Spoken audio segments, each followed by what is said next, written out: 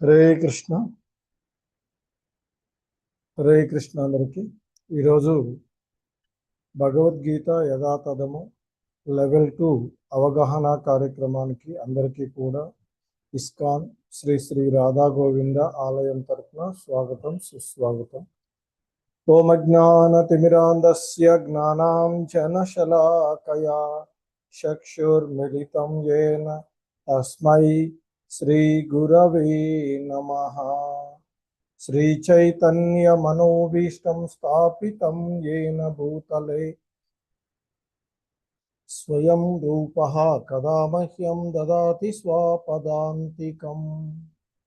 वन्देऽहं श्रीगुरो श्रीयुतपदकमलं श्रीगुरून् वैष्णवांश श्रीरूपं साग्रजातं सहगण रघुनाथान्वितं तं सजीवं साद्वैतं सावधूतं परिजन सहितं कृष्ण चैतन्य देवं श्री राधा कृष्ण पादान् सहगण ललिता श्री विशाखान्वितांश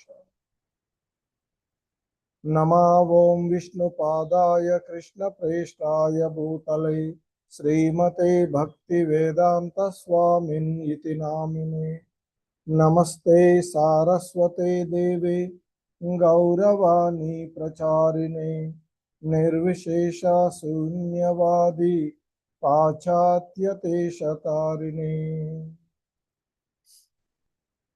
नमो महावदन्याय कृष्ण प्रेम प्रदायते कृष्णाय कृष्ण चैतन्य नाम्ने गौरत्विषे नमः. हे कृष्णा करुणा सिंधु दीनबंधो जगत्पते गोपेश गोपिका कांत राधा कांत नमोस्तुते. तप्त कांचन गौरांगी राधे वृंदावनेश्वरी वृषभानुसुते देवी प्रणमामि हरिप्रिये. वाञ्छाकल्पतरुभ्यश्च कृपा सिन्धुभ्य एव च पतितानां पावनेभ्यो वैष्णवेभ्यो नमो नमः. जय श्री कृष्ण चैतन्य प्रभु नित्यानंद श्री अद्वैत गदाधर श्रीवासादि गौर भक्त वृंद. हरे कृष्णा कृष्ण कृष्ण हरे हरे, हरे राम राम राम हरे हरे. हरे कृष्णा कृष्ण कृष्ण हरे हरे, हरे राम राम राम हरे हरे.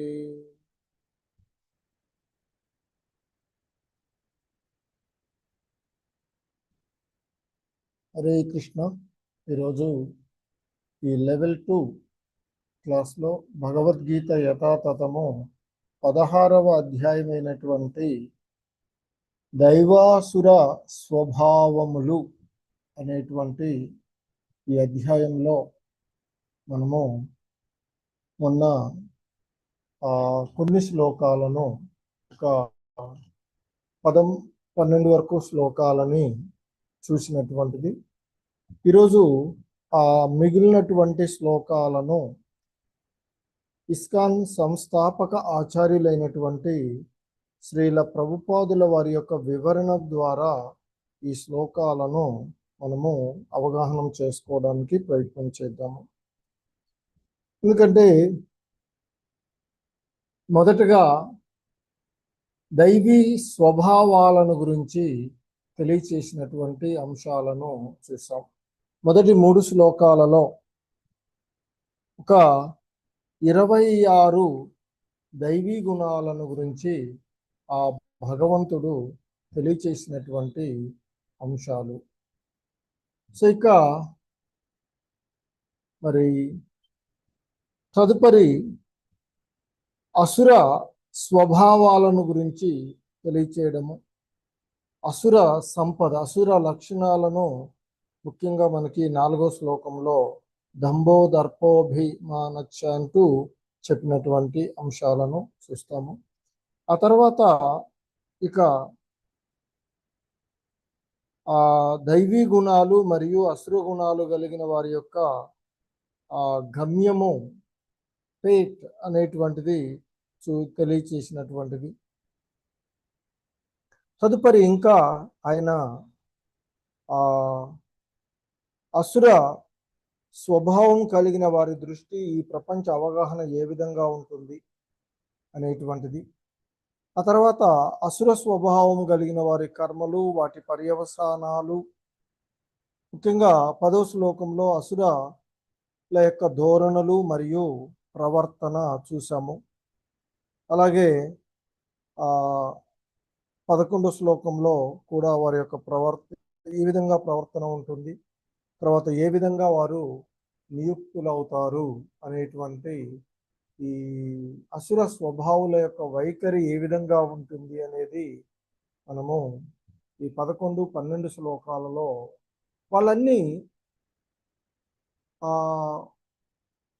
ఇంద్రియ సంతృప్తే మానవ నాగరికత యొక్క ప్రధాన అవసరంగా భావిస్తూ లెక్కలేనన్ని ఆందోళనలు, వేలాది కొలది ఆ కోరికల యొక్క వలయంలో, కామ క్రోధ లోభాలలో నిమగ్నమై ఇంద్రియ సంతృప్తి కోసం చట్టవిరుద్ధమైనటువంటి మార్గాల ద్వారా కూడా డబ్బుని భద్రపరుచుకునేటువంటి అంశాలు మొదలైనవి వారి యొక్క వైఖరి. ఇక ఈ ఆసురీ భావాలు కలిగినటువంటి వాళ్ళకి కొంతమంది ఉదాహరణ చూసినట్లయితే హిరణ్యకశిపుడు, కంసుడు, రావణాసురుడు మొదలైనటువంటి వారు ఏ విధంగా ప్రవర్తించారు ఏమిటి అనేటువంటి మనం చూస్తాం. ఇక ఆసురీ లక్షణాలు కలవారి యొక్క ఆలోచనలు ఏ విధంగా ఉంటాయి అనేది ఈ 13వ శ్లోకము నుండి మనకి చెప్పబడుతూ ఉన్నది. హరే కృష్ణ. సరళాదేవి మాతాజీ. హరే కృష్ణ ప్రభుజీ. నమో భగవతే వాసుదేవాయ. ఇదమధ్యమయా లబ్ధం ఇమం ప్రాప్స్యే మనోరథం ఇదమస్తేదమపి మే భవిష్యతి పునర్ధనం. హరే కృష్ణ ప్రభుజీ. హరే కృష్ణ. ఇక్కడ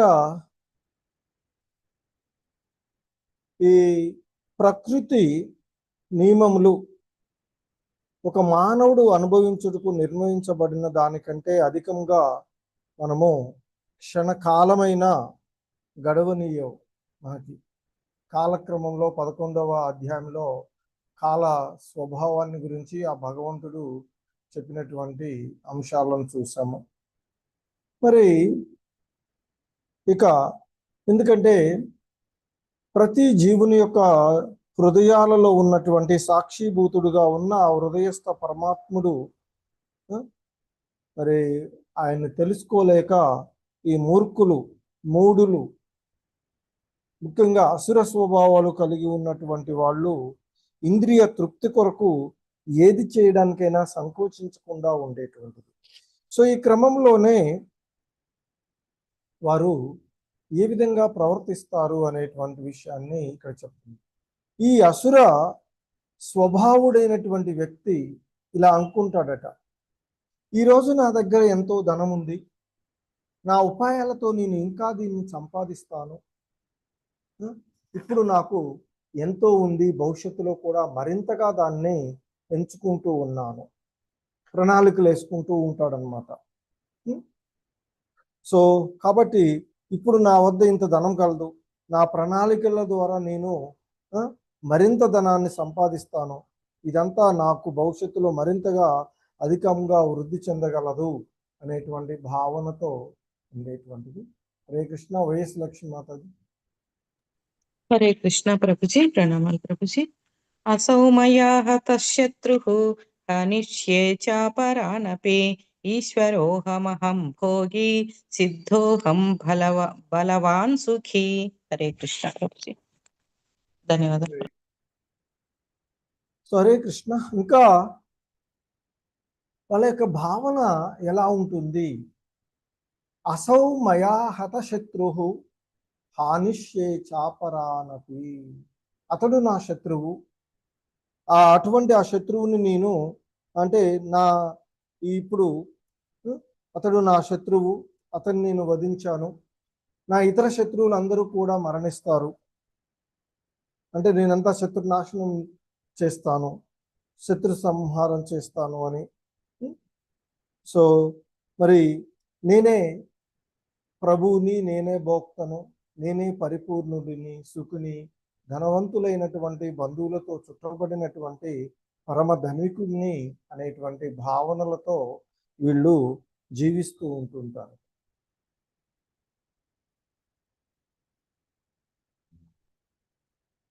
హరే కృష్ణ.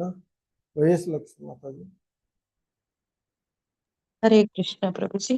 ఆడ్యోభిజనవానస్మి కోన్యోస్తి సదృశో మయా యక్ష్యే దాస్యామి మోదిష్య ఇత్యజ్ఞాన విమోహితాః. హరే కృష్ణ ప్రభుజీ, ధన్యవాదాలు సో ప్రభుజీ. ఇంకా ఎలా ఉంటుందంటే ఇక వాళ్ళను వాళ్ళే నేనే అత్యధిక ధనశాలిని అనేటువంటి తమదు భావంతో ఉన్నటువంటి నన్ను మించిన శక్తివంతుడు కానీ సౌఖ్యవంతుడు కానీ మరొకడు లేడు, నాకంటే మహాశక్తివంతుడు కానీ సుఖి ఇంకొకడు లేడు, నేను యజ్ఞాలు చేస్తాను, దానాలు ఇస్తాను, ఆ విధంగా ఆనందిస్తాను. ఈ రకంగా అటువంటి వ్యక్తులు అజ్ఞానం చేత మోహితులవుతూ ఉంటారు, భ్రాంతికి లోనవుతూ ఉంటారు అనేటువంటిది ఇక్కడ మనకి చెప్పబడుతూ ఉన్నటువంటి అంశం. సో ముఖ్యంగా మనం చూస్తే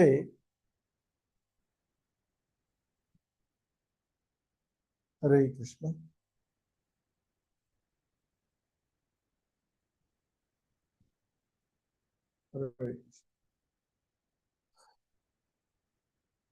ఈ ఆశ్రీ స్వభావాలు కలిగిన వాళ్ళ యొక్క మరి ఈ లక్షణాలు వాళ్ళు ఏ విధంగా ప్రవర్తిస్తూ ఉంటుంటారు, ఏం చేస్తూ ఉంటారు అనేటువంటి విషయాలను మనకు ఈ 3 శ్లోకాలలో చెప్పబడుతూ ఉన్నటువంటిది.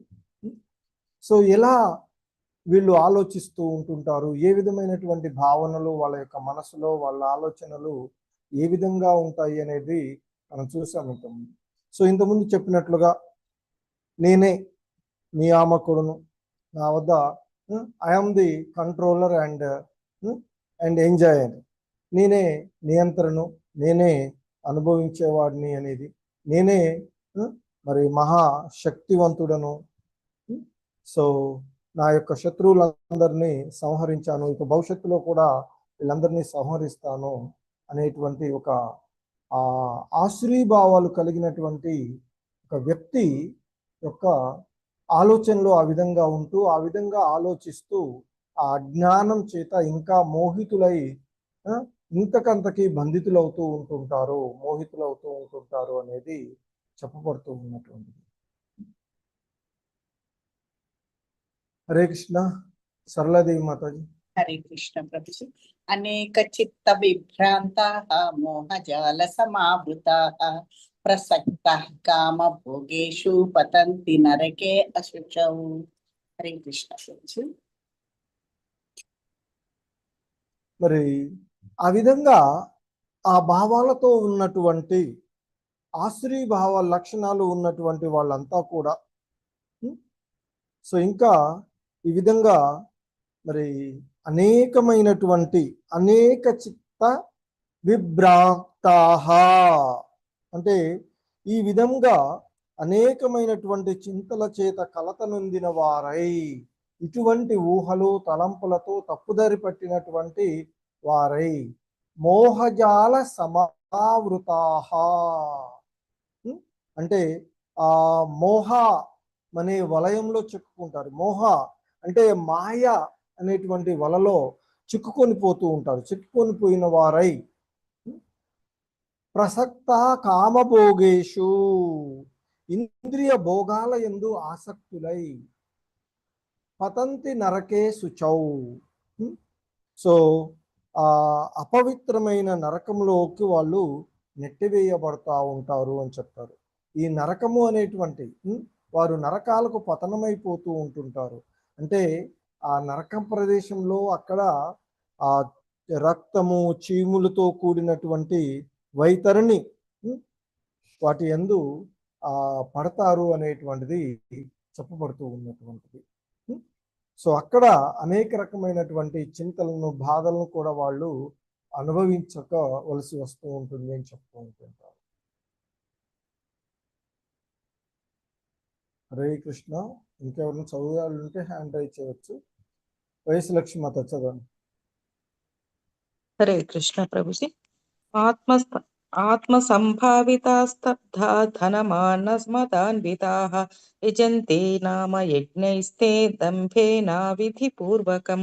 ధన్యవాదాలు ప్రభుజీ. హరే కృష్ణ. హరే కృష్ణ. సో ఇంకా చెప్తూ ఉన్నారు ఇక్కడ, ఈ ఆశ్రీ భావాలు కలిగి ఉన్నటువంటి వారి యొక్క కపట స్వభావాన్ని ఈ శ్లోకంలో వ్యక్తీకరిస్తూ ఉన్నటువంటిది. ఆత్మ సంభావిత స్తబ్ధ అంటే వాళ్ళని వాళ్ళే కృతార్థులమని భావిస్తూ, సో ఎల్లప్పుడూ కూడా వారంతటి వారే గర్వితులై ఉంటారు. తమను తామే పొగుడుకుంటూ ఉంటుంటారు. వినయ విధేయతలు లేకుండా ఆ ధన మద గర్వంతో వాళ్ళు శాస్త్ర విరుద్ధంగా పేరుకు మాత్రమే యజ్ఞాలు చేస్తారు. ఇంతకుముందు కూడా చెప్పుకున్నాను, నేనే చేసేవాడిని, నేనే యజ్ఞాలు చేస్తాను అనేటువంటి ఒక భావాలతో ఉంది. కృతార్థులమయ్యాం మేమే, ఇక తమను తామే పొగుడుకుంటూ ఉంటారు. నేను కాబట్టి ఇది చేయగలిగాను, నేనే, నాకు మరి ఇంత ధనం ఉంది, నేను సంపాదించగలిగాను, నేను ఆ ధనము మరియు దుర్లభమానాల చేత భ్రాంతి నొందిన వారై, సో ఇక వారు యజంతే నామ యజ్ఞేస్తే, ఇక వాళ్ళు ఏం చేస్తారంటే కొన్ని మార్లు శాస్త్ర విరుద్ధంగా పేరుకు మాత్రమే యజ్ఞాలను ఆచరించినట్లుగా ఉంటుంది. కానీ ఆ యజ్ఞాలను సరైనటువంటి క్రమంలో ఏ విధంగా చేయాలి, ఏంటి అనేటువంటి వాటి యొక్క ఉద్దేశాలు ఇవన్నీ ఏముండవు. నేను నా యొక్క ఇది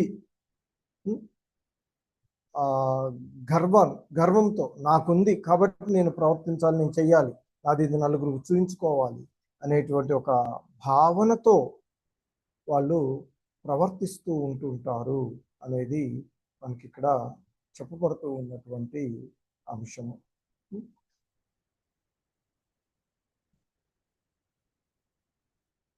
హరే కృష్ణ. మాతాజీలు ప్రభుజీలు హ్యాండ్ రైజ్ చేయండి. మాతాజీలు ప్రభుజీలు చదవాలనుకున్న వాళ్ళు చదివండి మాతాజీలో. హరే కృష్ణ ప్రభుజీ. భాగ్యలక్ష్మి చదవండి. హరే కృష్ణ ప్రభుజీ. అహంకారం బలం దర్పం కామం క్రోధం చ సంశ్రితాః మామాత్మపరదేహేషు ప్రద్విషంతోప్యసూయకాః. ధన్యవాదాలు ప్రభుజీ. ఇంకా ఇక్కడ వాళ్ళు చెప్తూ ఉన్నారు, ఈ అసుర భావాలు కలిగిన వాళ్ళ యొక్క కర్మలు, వాటి యొక్క ఫలితాలు ఎలా ఉంటాయో చెప్తూ ఉన్నారు. అహంకారం బలం దర్పం అంటే అహంకారము, బలము, గర్వము మరియు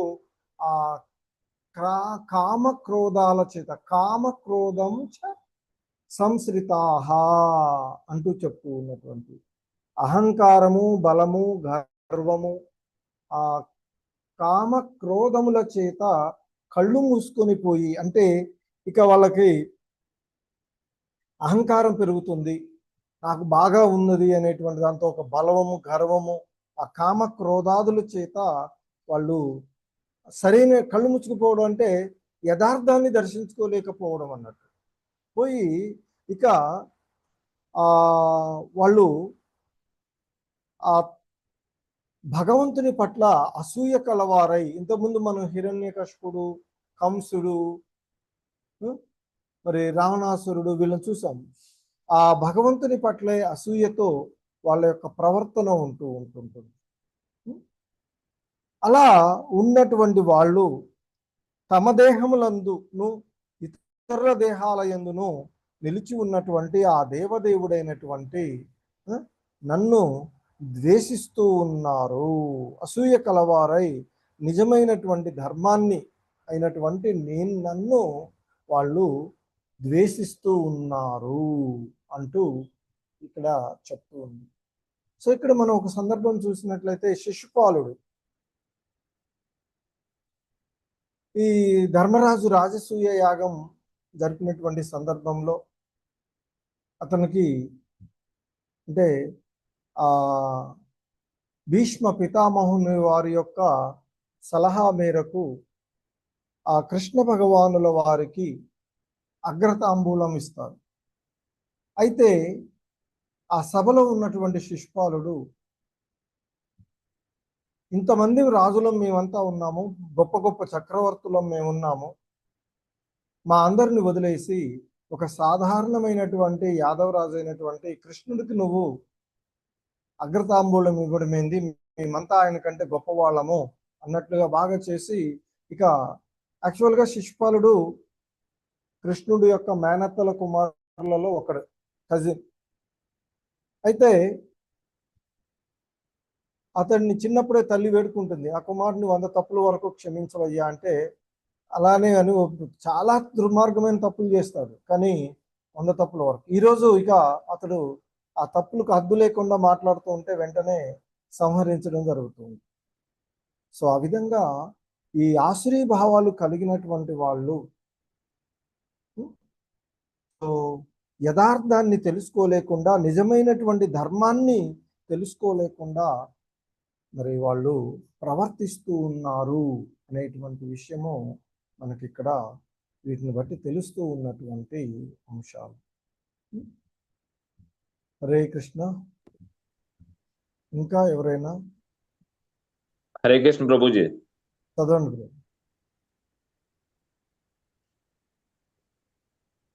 విశ్వనాథం ప్రభు చదవండి. దాసహం ద్విశతం ప్రణహం దిశ్యత పురుస్తే సంగ్రహే సరదం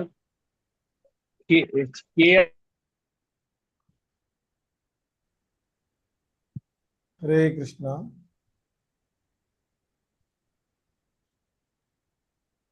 విశ్వనాథం ప్రభు హరే కృష్ణ ప్రభుజీ. చదవండి ప్రభు.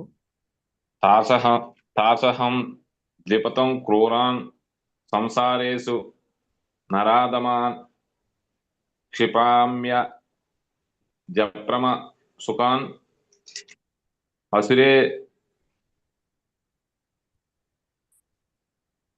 ఓకే. అసురే. సో తానహం ద్విషత క్రూరాన్ సంసారేషు నరాధమాన్ క్షిపామ్య జస్రమశుభాన్ ఆసురీష్వేవ యోనిషు.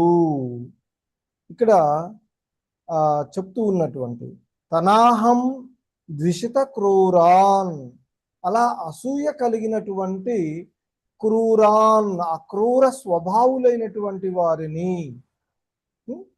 అలాంటి ఆ నరాధమాన్ మానవులలో అధములైనటువంటి వారిని, ఆ నరాధములైనటువంటి ఏవైతే ఇప్పుడు మనం పూర్వ శ్లోకాలలో చెప్పుకున్నామో ఈ లక్షణాలన్నీ కలిగి ఉన్నటువంటి వాళ్ళు మానవులలో అధములుగా చెప్పబడుతూ ఉండేటువంటి ఈ ఆసురి. సో అటువంటి వాళ్ళని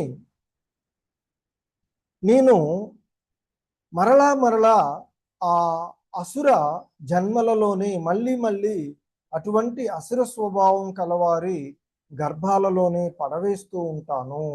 అంటే దీని అర్థము మనం ఏ భావాలతో జీవిస్తూ ఉంటామో ఆ భావాలకు అనుకూలమైనటువంటి శరీరాలనే తదుపరి జన్మలో పొందుతూ ఉంటాము అనేటువంటి అంశాన్ని మనము ఇక్కడ చూస్తూ ఉన్నటువంటిది.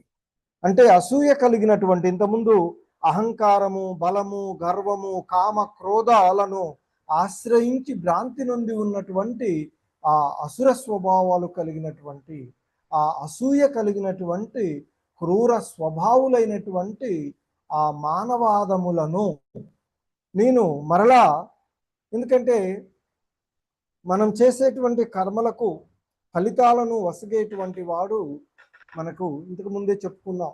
ఒక దేహంలో ఆత్మ పరమాత్మలు ఉన్నప్పుడు ఒకే వృక్షంపై ఉన్నటువంటి రెండు పక్షుల వంటివి.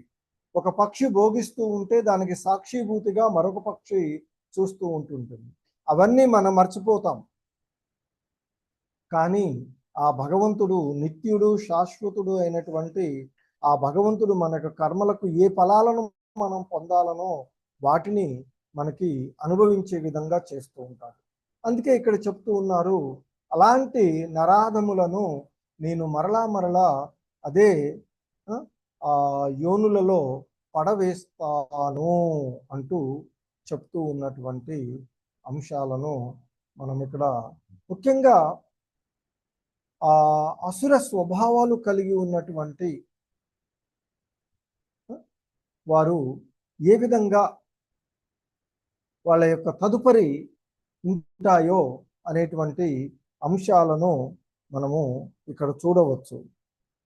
అంటే అసుర స్వభావాలు కలిగినటువంటి వారిని ఎలా ఆ దేవదేవుడు వారికి తదుపరి జన్మలు, అంటే ఒక రకంగా చెప్పాలంటే అది దండన మాదిరిగా చూడవచ్చు.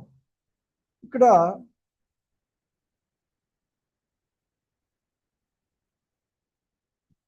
మనం చూస్తూ ఉన్నటువంటి ఈ శ్లోకాలలో ముఖ్యంగా ఆ అసుర భావాలు నేనే అన్ని సాధించాను అనేటువంటి మరి అయితే దీని ద్వారా మనం తెలుసుకోవలసినటువంటిది మనకి దేవదేవుడైనటువంటి శ్రీకృష్ణ భగవానుల వారు చెప్తూ ఉన్నది ఏంటంటే, సంపదలు పెరిగినా అహంకారం పెరగకూడదు. ఒకవేళ అహంకారం పెరిగితే ఆధ్యాత్మికంగా మనిషి మరింత పతనమవుతాడు అని చెప్తూ ఉన్నారు. సో కాబట్టి సంపద పెరగడం అనేటువంటిది, భౌతికమైనటువంటి సంపదలు పెరగడం అనేటువంటిది మన ఆధ్యాత్మికమైన పురోగతి కాదు. ఆధ్యాత్మికమైనటువంటి పురోగతి అంటే వినయ విధేయతలతో ఉండడము. సో అనేకమైనటువంటి ఆలోచనలు, కోరికలు, భ్రమలలో చిక్కుకున్నటువంటి వ్యక్తి కామభోగాలలో పరమసుఖాన్ని వెతుక్కుంటూ అధోగతికి చెందుతాడు. సో అందుకే ఇప్పుడు భగవంతుడు చెప్తూ ఉన్నట్టుగా వారిని మరలా నేను అదే రకంగా ఆ అసుర భావాలు కలిగినటువంటి యోనులలోనే పడవేస్తాను. ఎందుకంటే మనం చేసుకున్నటువంటి వాటి యొక్క కర్మ ఫలాలను మనము అనుభవించవలసింది. సో కాబట్టి ఈ ఆసురీ స్వభావాలు కలిగినటువంటి వ్యక్తులు అహంకారము, అధికారము, గర్వము, కామం, క్రోధం వీటినే ఆశ్రయిస్తూ ఉంటుంటారు. సో అటువంటి వాళ్ళు మరి వారి యొక్క హృదయంలో ఉన్నటువంటి ఆ హృదయస్థ పరమాత్మను కానీ ఇతర జీవులను కానీ గౌరవించరు. సో ఇక మరి ఈ అసుర జన్మల యొక్క ఫలితము అలాగే ఆ భగవంతుని యొక్క హెచ్చరికను మనకి ఈ శ్లోకంలో చూస్తూ ఉన్నామయ్య.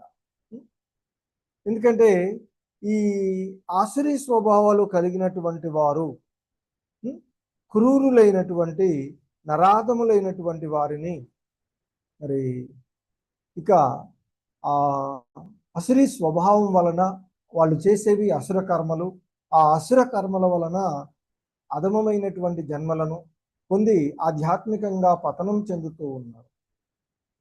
అంటే ఇక్కడ మరి నేను ఇలా పడవేస్తాను అని భగవంతుడు చెప్తున్నాడు అంటే మనల్ని ఏదో భయపెడుతున్నాము అని కాదు, మనల్ని మనం మార్చుకోవాలి. కాబట్టి ఈ భావాలు ఉన్నట్లయితే వాళ్ళు మళ్ళీ అదే విధంగా పుడతారు. కాబట్టి మన యొక్క స్వభావాలను మార్చుకోవాలి అనేటువంటిది మనకి చెప్పబడుతూ ఉన్నటువంటిది. హరే కృష్ణ.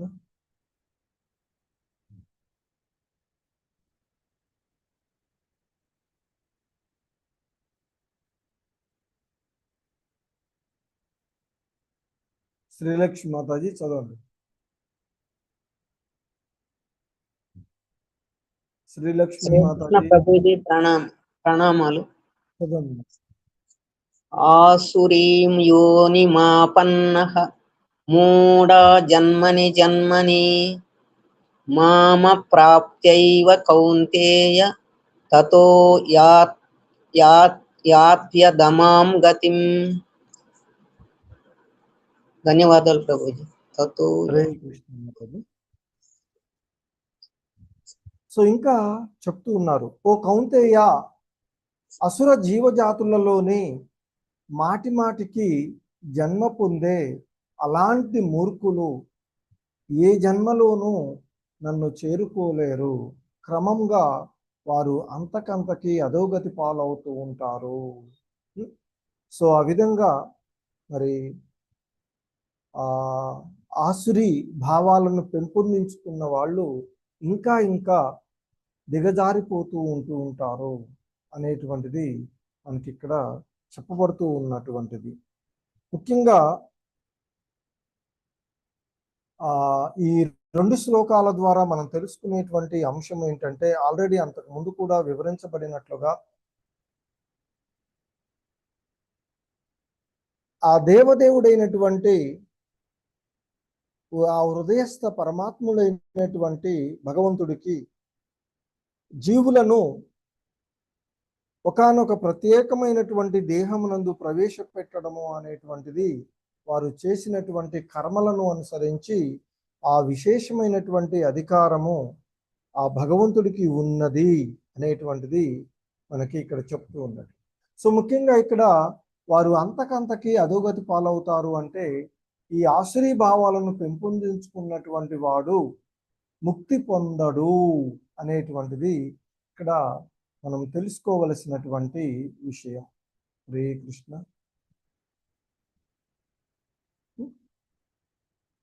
సో ఇక్కడ మరి ఈ ఆశ్రీ భావాలను పెంచుతూ అంటే ఇక్కడ వారి యొక్క గతి చెప్తూ ఉన్నటువంటిది ముఖ్యంగా మనకి శ్లోకాలలో వారి యొక్క స్థితి ఏంటంటే, దే గ్లిడ్ డౌన్ హెల్, అంటే వారు నరక పరిస్థితులకు దిగజారిపోతూ ఉంటుంటారు.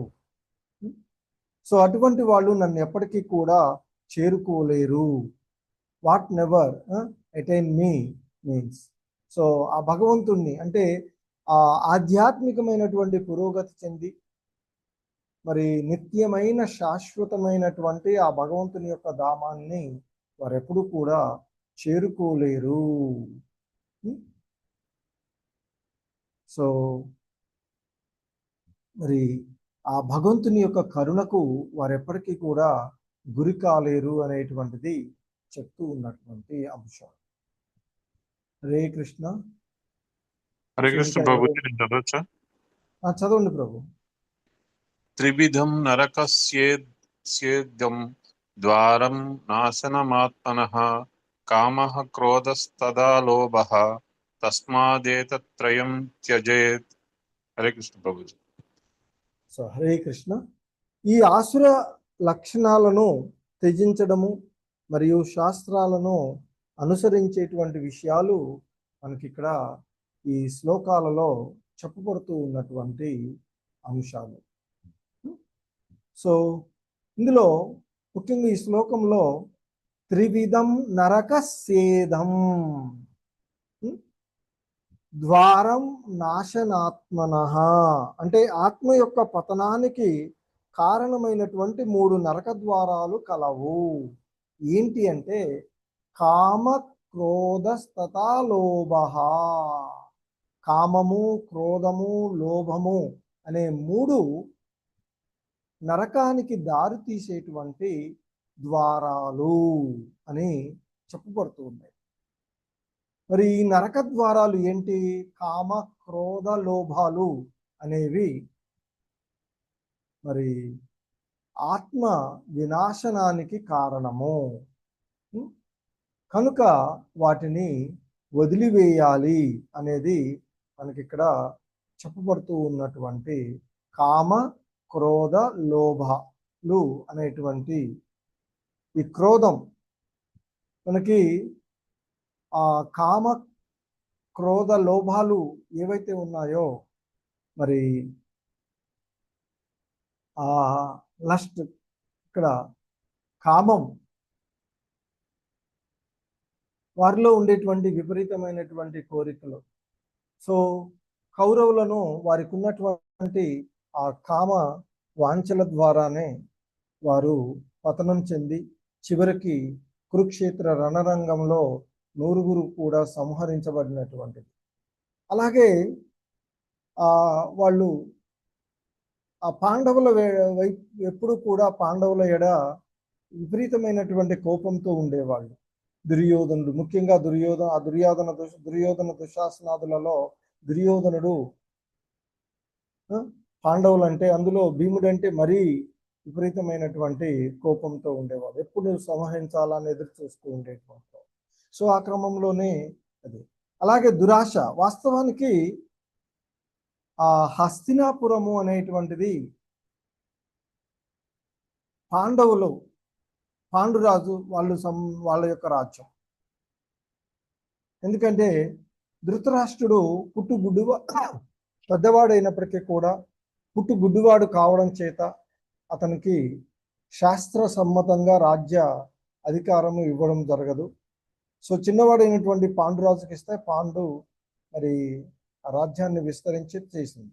తదుపరి పాండురాజు కుమారులలో ధర్మరాజు పెద్దవాడు, ఆయనకి ఇవ్వాలి. కానీ ధృతరాష్ట్రుడు, దుర్యోధన, దుశ్శాసనాదులు వాళ్ళకు ఉన్నటువంటి దురాశ వల్ల వారి యొక్క రాజ్యాన్ని ఆక్రమించినటువంటిది. కనుకనే కురుక్షేత్ర రణరంగము జరుగుతూ ఉన్నటువంటి విషయాన్ని చూస్తున్నాం ఇక్కడ మనం. హరే కృష్ణ. సో ఇంకా ఎవరైనా చదువుతారా? హరే కృష్ణ. మీకు హ్యాండ్ రైజ్ చేసే అవకాశం ఉన్నది. భాగ్యలక్ష్మి మాతాజీ హరే కృష్ణ ప్రభుజీ. చదవండి. ఏతైర్విముక్త కౌంతేయ తమోద్వారైత్రిభిర్నరః ఆచరత్యాత్మన శ్రేయః తతో యాతి పరాం గతిం. ధన్యవాదాలు ప్రభుజీ. హరే కృష్ణ. ఇంకా ధన్యవాదాలు మాతాజీ. ఇంకా కృష్ణ భగవానులు వారు చెప్తూ ఉన్నారు, ఓ కౌంతేయ, ఈ 3 దుర్గుణాలను, ఏంటవి? కామ, క్రోధ, లోభ. ఈ కామ, క్రోధ, లోభలు అనేటువంటి ఈ 3 దుర్గుణాలను వదిలివేసిన వాడు. సో మనకి ఇక్కడ ఈ కామం, attachments, pride, false ego, ignorance, anger, envy, వీటిలో ముఖ్యంగా కామ, క్రోధ, లోభాలు, యాంగర్, లస్ట్, గ్రీడ్, ఈ 3 మనల్ని మన మార్గం నుండి మనం చేరుకోవలసినటువంటిది ఒక ఆధ్యాత్మికమైనటువంటి గురువుని ఆశ్రయించి మరి శాస్త్రాలను చదువుతూ యజ్ఞయాగాదులు చేస్తూ ఇంద్రియాలను నియంత్రించుకున్నట్లయితే ఆధ్యాత్మిక జగత్తుకు చేరుకుని ముక్తిని పొందుతాం. కానీ మనకున్నటువంటి ఈ అటాచ్మెంట్స్, ఈ ఫాల్స్ ఈగో, మిథ్య అహంకారము, కోపము, అజ్ఞానము, అసూయ, ఈ కారణంగా జీవుడు పతనం చెంది నరకంలోకి నెట్టివేయబడుతూ ఉన్నాడు. అందుకే ఇక్కడ చెప్తున్నారు, శ్రీకృష్ణ భగవానులు వారు చెప్తూ ఉన్నారు, ఓ కౌంతేయ, ఈ 3 విధాలైనటువంటి నరక ద్వారముల నుండి మరి తప్పించుకున్నటువంటి వాడు, అంటే ఈ 3 దుర్గుణాలను వదిలివేసిన వాడు ఆత్మానుభూతికి అనుకూలమైనటువంటి కార్యాలను చేస్తూ, ఏంటి ఆత్మానుభూతికి అనుకూలమైనటువంటి కార్యాలు అంటే, ఒక ఆధ్యాత్మికమైనటువంటి గురువును ఆశ్రయించి శాస్త్ర అధ్యయనం చేస్తూ ఆయన యొక్క మార్గదర్శకంలో సరైనటువంటి ఆచరణ చేస్తూ ఇంద్రియాలను నియంత్రించుకోవడం వల్ల అతడు మరి పరమపదాన్ని పొందగలడు. ఆధ్యాత్మికమైన లోకాన్ని, ఆ శాశ్వతమైన నిత్యమైన, ఇంతకు ముందు చెప్పినట్లుగా ఆ భగవంతుడు సూర్యకాంతి కానీ, చంద్రకాంతి కానీ, విద్యుత్ కానీ, అగ్ని వెలుతురు కానీ అవసరం లేనటువంటి శాశ్వతమైన లోకం అది. అక్కడ ఏది కావాలంటే అది పొందగలిగేటువంటి లోకం. అక్కడ ప్రతిదీ కూడా ఎంతో దివ్యమైనటువంటిది ఉండేటువంటి లోకాన్ని పొందగలరు అని చెప్తూ ఉన్నటువంటి. హరే కృష్ణ. జీవిరెడ్డి ప్రభు చదవండి. హరే కృష్ణ ప్రభుజీ. జీవిరెడ్డి ప్రభు అన్మ్యూట్ చేస్తున్నారు. ఓకే. చదవండి ప్రభు. యః శాస్త్రవిధి ముత్సృజ్య వర్తతే కామకారతః న స సిద్ధిమవాప్నోతి న సుఖం న పరాంగతిం. హరే కృష్ణ ప్రభుజీ. హరే కృష్ణ. ఇక్కడ ముఖ్యంగా మనకి ఆ శాస్త్ర విధులను అనుసరించకపోవడం వల్ల కలిగేటువంటి పరిస్థితి ఏంటో చెప్తూ ఉన్నారు. ఏంటట? శాస్త్రములను ఆ శాస్త్రముల యొక్క విధులను విస్మరించి తన ఇష్టానుసారంగా పనిచేసేవాడు పరిపూర్ణతను గాని ఆనందాన్ని గాని లేదా పరమగమ్యము గాని పొందజాలడు. మనకు ముఖ్యంగా మన జీవన విధానంలో 4 నియమాలను పాటించాలి అని చెప్తున్నారు. ఏంటి? మాంసాహార భక్షణము వదిలివేయడము. ఎందుకంటే మాంసాహార భక్షణం వలన అహింస ప్రోత్సహించబడుతూ ఉంటుంది కదా. అహింసకు ఆటంకం కలుగుతుంది. అహింసకు ఆటంకం కలిగేటువంటి ఆ మాంసాహార భక్షణాన్ని వదిలివేయాలి అని చెప్తారు. అలాగే మరి ఆ ఇంటాక్సికేషన్, యజ్ఞాచరణకు ఇబ్బంది కలిగించేటువంటి ఆ మత్తు పదార్థాలను తీసుకోవడం వదిలివేయాలి. అలాగే సత్యాన్ని మాట్లాడకుండా, మనకి ఉపనిషత్తులు చెప్తూ ఉన్నది సత్యం వద ధర్మం చర చెప్తారు కదా. సో కాబట్టి మరి గ్యాంబ్లింగ్, జూదం ఆడడం వల్ల సత్యానికి ఆటంకం కలుగుతుంది. అక్రమమైనటువంటి సంబంధాలను పెట్టుకోవడం వల్ల మనలో పరిశుభ్రత ఉండదు. సో కనుక మరి ఈ శాస్త్ర విధులను విస్మరించి తన ఇష్టానుసారంగా ఎవడైతే ప్రవర్తిస్తూ ఉంటుంటాడో అటువంటి వాడు పరిపూర్ణతను కానీ లేదా ఆనందాన్ని కానీ లేదా పరమగమ్యాన్ని కానీ, అంటే మానవ జన్మ యొక్క ముఖ్య ఉద్దేశము మనము ఆ భగవంతునికి సేవను చేస్తూ తిరిగి ఎక్కడి నుంచి అయితే మనం వచ్చామో అక్కడికి చేరుకోవడం. ఈ సృష్టిలో భౌతిక జగత్తులో ఉన్న 84 లక్షల జీవజాతుల్లో మరలా పడడం కాదు. మానవ జన్మ అనేటువంటిది మనకు మహోన్నతమైనటువంటిది.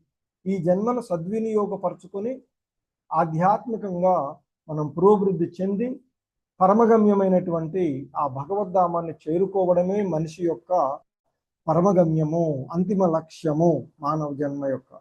కానీ మనము మోహంలో, ఈ భౌతిక జగత్ అజ్ఞాన అంధకారంలో పడిపోయి మన యొక్క వాస్తవాన్ని మర్చిపోతూ ఉన్నటువంటిది.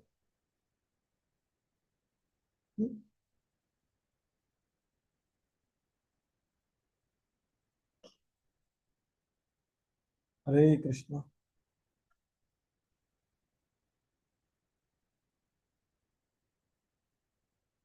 రేసి లక్ష్మీ మాతాజీ చదువు. హరే కృష్ణ ప్రభుజీ. తస్మాత్ శాస్త్రం ప్రమాణం తే కార్యాకార్య వ్యవస్థితౌ జ్ఞాత్వా శాస్త్ర విధానోక్తం కర్మ కర్తుం హి అర్హసి. హరే కృష్ణ ప్రభుజీ. ధన్యవాదాలు ప్రభుజీ. హరే కృష్ణ. ఇక ముగింపుగా ఆయన చెప్తూ ఉన్నారు. కాబట్టి ఓ అర్జున, మనిషి శాస్త్ర ప్రమాణము ద్వారా ఏది చేయదగ్గ కార్యమో ఏది చేయకూడని కార్యమో నిర్ణయించుకోవాలి. శాస్త్ర విధానాలను తెలుసుకొని తదనుగుణంగా ఈ లోకంలో కర్మలను ఆచరిస్తూ ఉండాలి అంటూ చెప్పబడుతూ ఉన్నటువంటి అంశము. సో ముఖ్యంగా మనకి ఇక్కడ మరి ఆ కామం ఏంటి? కామము అంటే అదుపులో లేని కోరికలనే కామము అని చెప్తాం.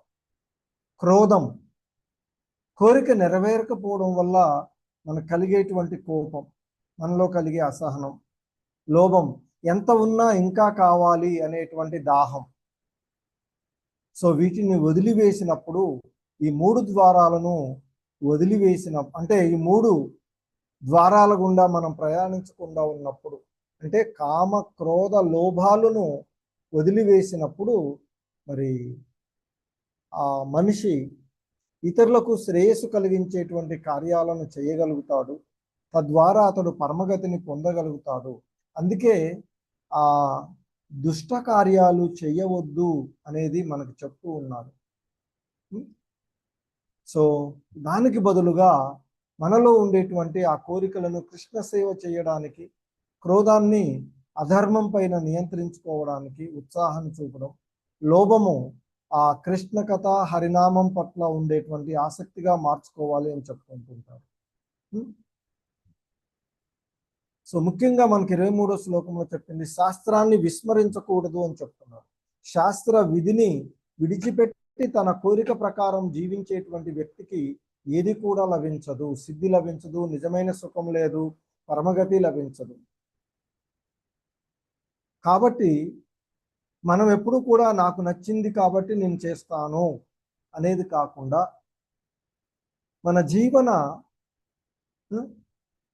మన జీవితానికి ప్రామాణికం కాదది. కాబట్టి మరి ఆధ్యాత్మిక జీవనం అంటే ఏంటి?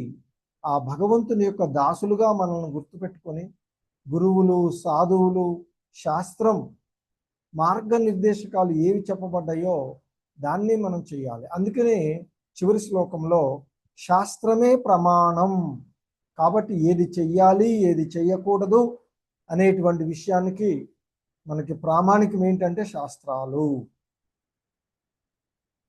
శాస్త్రాలను తెలుసుకొని దాని విధానమును అనుసరిస్తూ కర్మలను చెయ్యాలి అనేది మనకి శ్రీకృష్ణ భగవానుల వారు ఈ అధ్యాయంలో బోధిస్తూ ఉన్నటువంటి విషయాలు. మనకి దైవీ సంపదలు ఏంటో చెప్పారు. అభయం, శుద్ధి, దయ, క్షమ, వినయం, భక్తి, విముక్తి. అవి విముక్తి కలగజేస్తుంది. ఇక అలాగే అసురీ సంపద దంభం, దర్పం, అహంకారం, కామం, క్రోధం, లోభం ఇవి మనల్ని బంధిస్తూ ఉంటుంటాయి.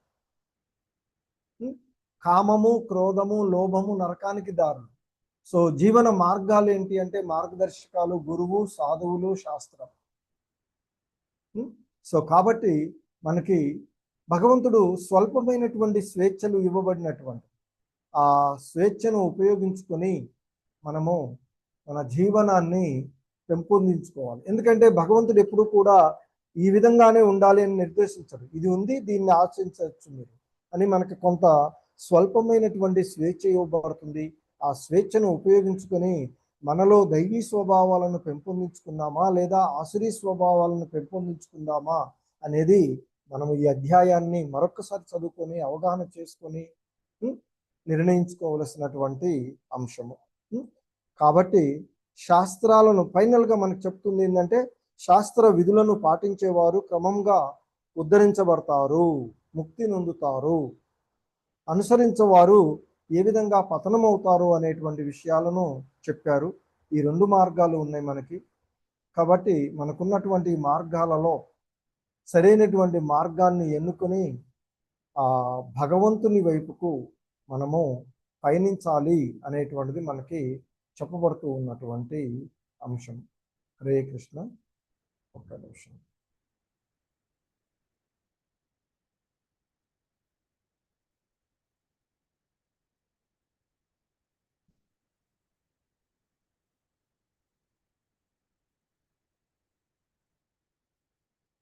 సో మనకి సత్యయుగంలో చూసినట్లయితే మరి ఆసురీ స్వభావాలు, దైవీ స్వభావాలు వేరు మరి ఆ ప్లానెట్స్లో ఉండేవి అని చెప్తారు. ఎందుకంటే హిరణ్యకశిపుడు, హిరణ్యాక్షుడు వారిని సంహరించడానికి వరాహ భగవానుడు రావడము. అలాగే ఇక త్రేతాయుగానికి వచ్చినట్లయితే ఒకే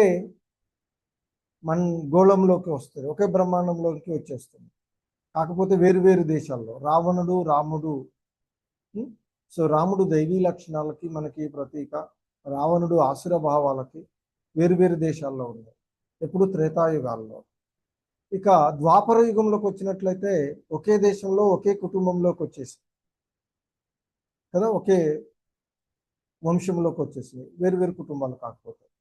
ఇక కలియుగంలో ఒకే వ్యక్తిలో 2 స్వభావాలు ఉంటాయి. సో కాబట్టి మనలో ఉన్నటువంటి ఈ ఆసురీ స్వభావాలను తగ్గించుకొని ఉంచుకోవడానికి మనం నిరంతరం చేయవలసినటువంటిది ఆధ్యాత్మిక పురోభివృద్ధి. దానికి మనకి కలియుగంలో మనకు ఉన్నటువంటి ఏకైక మార్గము నామజపం. హరే కృష్ణ కృష్ణ కృష్ణ హరే హరే, హరే రామ రామ రామ హరే హరే అంటూ ఆ భగవన్నామ స్మరణ చేస్తూ మనము ఉండవలసింది. హరే కృష్ణ.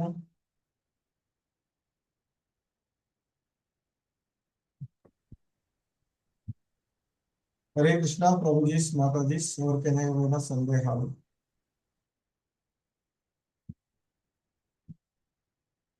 హరే కృష్ణ. హరే కృష్ణ మాతాజీలు ప్రభుజీలు ఏమైనా డౌట్స్ ఉంటే అడగండి, ప్రభుజీ చెప్తారు.